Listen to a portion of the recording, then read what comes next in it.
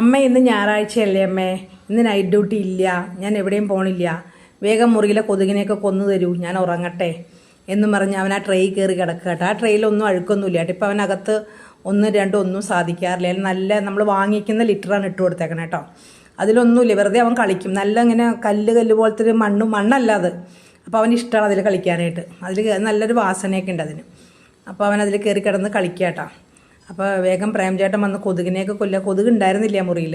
അപ്പോൾ കുറേ ദിവസമായാലും രാത്രി ഇല്ലാണ്ടായിട്ട്.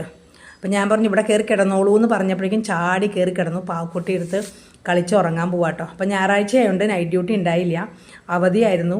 അതുകൊണ്ട് കുട്ടി എവിടെയും പോയില്ല കേട്ടോ. അപ്പോൾ എനിക്ക് ചിരി വന്നു കേട്ടോ.